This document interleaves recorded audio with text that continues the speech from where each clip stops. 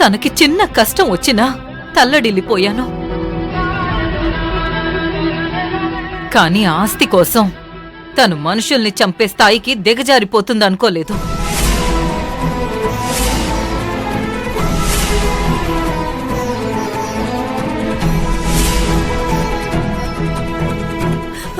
అన్నీ కావేరి ఎప్పటికీ కావేరే. తను మారదు. నువ్వే తనని అపార్థం చేసుకున్నావు. కాకి,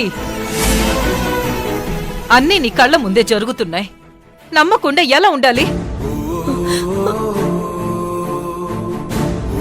కావేరీ నదంత పవిత్రమైంది నా కోడలని గొప్పగా చెప్పుకునేదాన్ని.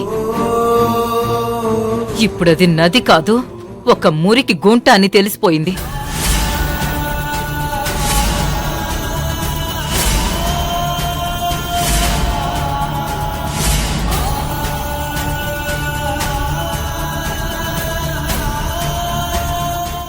పవిత్రమైన గంగాజలంతో కాళ్ళు కడుక్కుంటానంటున్న నిన్ను ఏమనాలో నాకు అర్థం కావడం లేదు బోనమ్మా.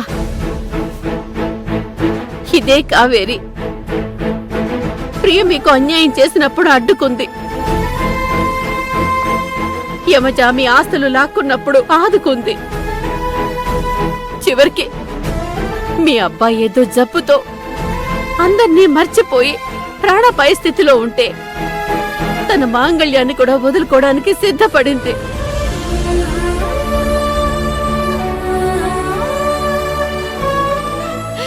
అలాంటి కావేరి ఈరోజు హంతకురాల్లాగా కనిపిస్తోందా నీకు?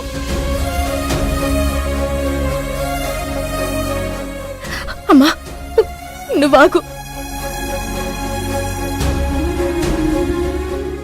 అత్తయ్య, ఇప్పుడు మీరు మాట్లాడిన మాటలకి మిమ్మల్ని తప్పుపట్టను. ఎందుకంటే మీరు ప్రతి విషయాన్ని ఈ సరోజ కళ్ళతో చూస్తున్నారు.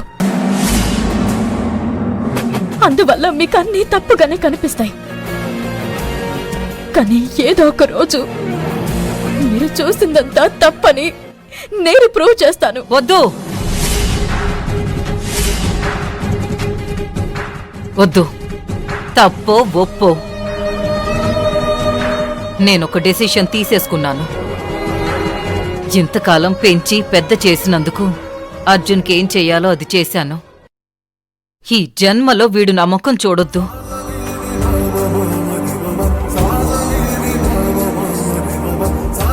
పదంకిత.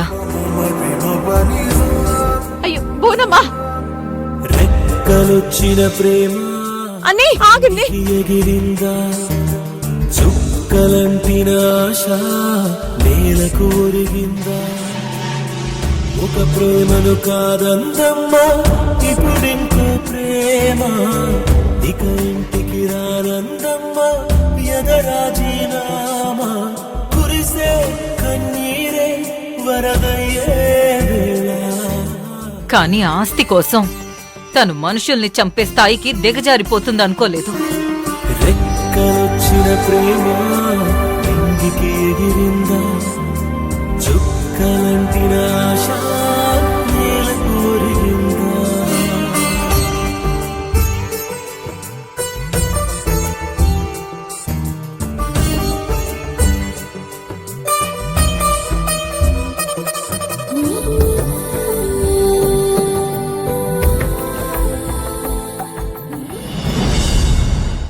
కావేరి,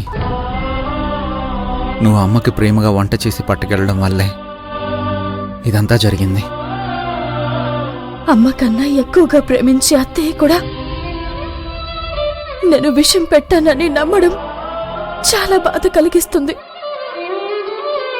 నన్ను ఎంతో ప్రేమగా ఆదరించిన అత్తయ్య ఇప్పుడు నన్ను అసహ్యించుకుంటుంది. భరించలేకపోతున్నాను. కావేరి, శ్రీకృష్ణ పరమాత్ముడికి కూడా నిందలు తప్పలేదు. మనం ఎంత అమ్మ బాగుండాలి, అమ్మ పుట్టినరోజు బాగా జరగాలి అనుకున్నాం. అది ఇలా ముగిసింది. నేను విషం పెట్టానని అత్తయ్య ఎలా నమ్మింది అర్జున్ బాబు? నేనేంటో అత్తయ్యకి తెలీదా? అత్తయ్య అన్న మాటలు తలుచుకుంటుంటే చాలా బాధగా ఉంది. నిన్నటి వరకు కావేరీ నదిలో ఉన్న నేను ఈ రోజు మురికి కాలంలో కనిపిస్తున్నానంట. అంత మాట అనిపించుకున్నాక నేనెందుకు బ్రతుకున్నాను అనిపిస్తుంది.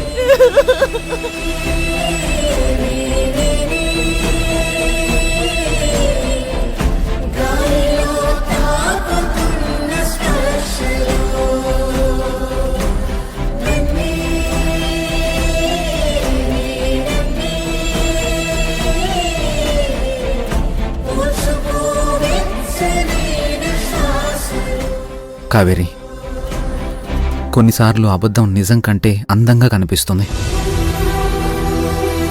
అందరం ఆ మాయలో పడిపోతాం. ఇప్పుడు అమ్మ కూడా అదే మాయలో ఉంది. అందువల్లే నిజమేంటో తెలుసుకోకుండా మనల్ని దూరం పెడుతుంది. అది కాదు అర్జున్ బాబు. సరోజ వాళ్ళు ఈరోజు వచ్చారు. మనం అత్తయ్యతో ఎప్పటి నుంచో ఉన్నాము. మనమేంటో అత్తయ్యకి ఆ మాత్రం తెలియకుండా పోయిందా? కావేరి, బాధపడకు. మనకు తెలిసిందే కదా, 20 ఏళ్ల తర్వాత అమ్మ దగ్గరికి తన సొంత కూతురు చేరుకుంది. ఆ కూతురు మళ్ళీ ఎక్కడ దూరం అయిపోతుందోనన్న భయంలో అమ్మ ఉంది.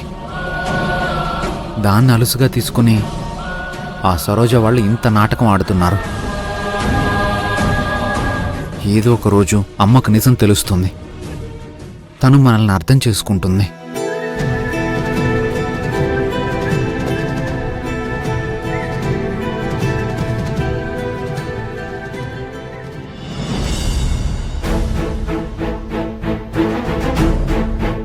అమ్మా, చూసావు కదా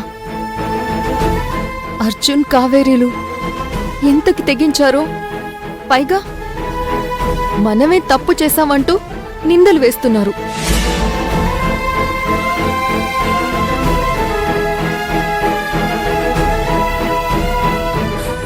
బాధపడకమ్మా, ఇక నుండి నీకు నేనున్నాను.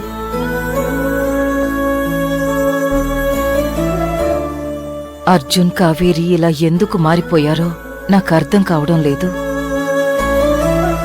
నన్ను కన్న తల్లి కంటే ఎక్కువగా ప్రేమించే కావేరి నన్ను చంపాలని చూడ్డం